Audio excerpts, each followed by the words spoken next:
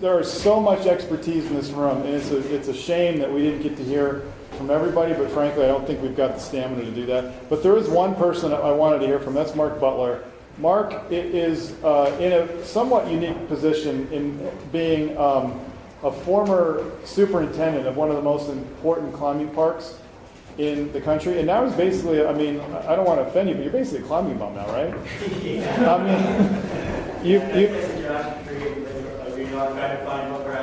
you've got a pretty good lifestyle. You understand that side of the equation. You're a climber at heart. You're on the American Alpine Club board.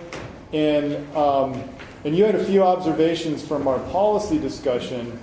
And I just thought it'd be interesting to Mark, to just for a few minutes to hear your thoughts on our discussions today. Thanks, Brady. Appreciate that. Yeah, and prior to me working in geometry, serving as a park superintendent, I spent 34 years in Extended, where I served as parks compliance officer and planner.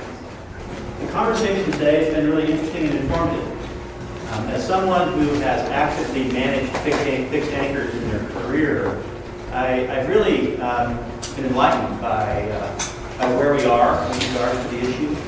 And I have to say that I'm feeling very positive about where the climbing community is going and how we are maturing as a community. Really, this is a conversation that is, has the context of the golden era and all the other progressions that have happened before us. And to listen to the conversation today and hear about its direction is really enlightening. I think many of us feel that know that climbing has really become mainstream. We need to look only no further than New York State Parks funding the development of a crag to know that climbing is mainstream. The data point that I like to give to help highlight that has to do with Joshua Tree. And approximately 20% of the park visitors in Joshua Tree are climbers. Joshua Tree bumped over 2 million visitors last year, which means about 400,000 climber days a year for Joshua Tree. That's huge. Those are big, big numbers. And I don't know what the national numbers are. And I think there's been estimates and guesses and different individuals that have talked about this, but it's big.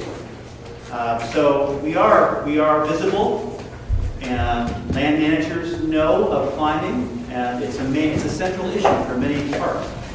I think a lot of land managers don't know enough about it to really understand it. And this particular issue, fixed anchors, is a part of that dynamic. They know even less about fixed anchors. This is the brain trust of fixed anchors in the country, right here. And there's a lot we can do to help these land managers figure out how to deal with the issues in responsible ways. Because it's not just about us, it's about everybody else who comes to these places too. The people who are walking below the climbing routes, and, throwing the picnic tables off the top and all those things. They have an array of issues that they have to manage in combination with climbing. But bottom line is, and the takeaway that I've gotten for today is that we are much more visible than we were 20 years ago. And we have to be responsible for our actions in these public places. And that means there's going to be more management and regulation of what we do. It's inevitable just because of the numbers.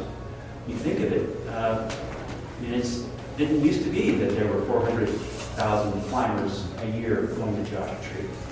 There are now, and that's a big, big deal. And I would imagine that we're seeing this kind of explosive growth in climbing throughout the country. And I'm excited about that personally. I think it's a really healthy thing to do. I think it's good for youth. I think it helps to instill a lot of great principles in people.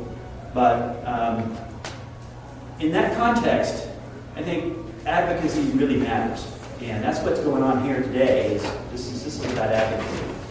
So that together we're on the same page related to the issue of fixed anchors. And with respect to advocacy, relationships matter, right? You know that you really have, if you're going to advocate for an issue, you've got to get to know who the person is you've got to speak to.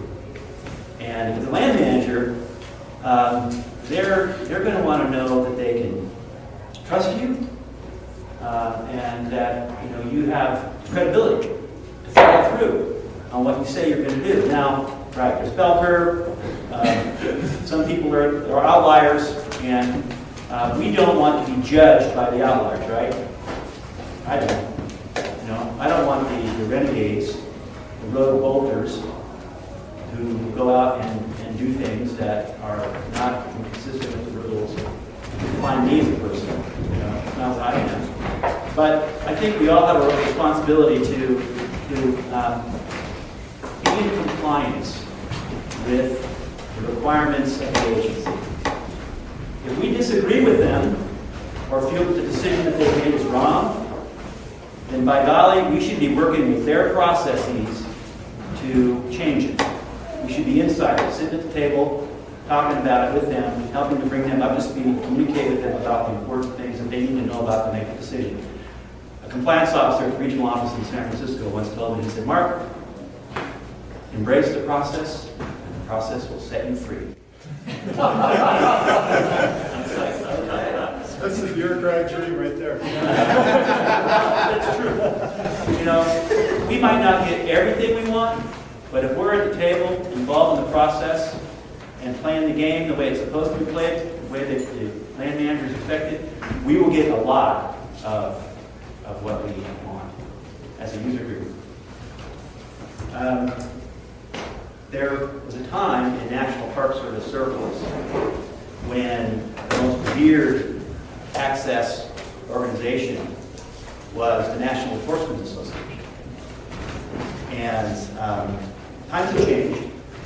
This was for many parks, not all parks, but many parks. And the reason why is because the National Enforcement Association and their smaller organizations, their equivalents to the local planning organizations, told their story. They took the time to build the relationships with the people that they needed to tell their story and communicate why it was important for horses to have access to remote wilderness locations. We see the legacy of that today. There's a lot of places where horses go in and do crazy things, and they're allowed. It's okay, right? And we know that trails are built to certain instructable standards, and bridges are placed throughout wilderness throughout the country because of horses and stuff.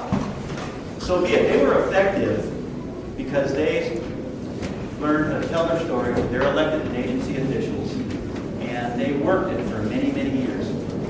And I have to say, after sitting through today's meeting creating, and I want to thank the Access Fund for bringing everybody together. Thank you very much.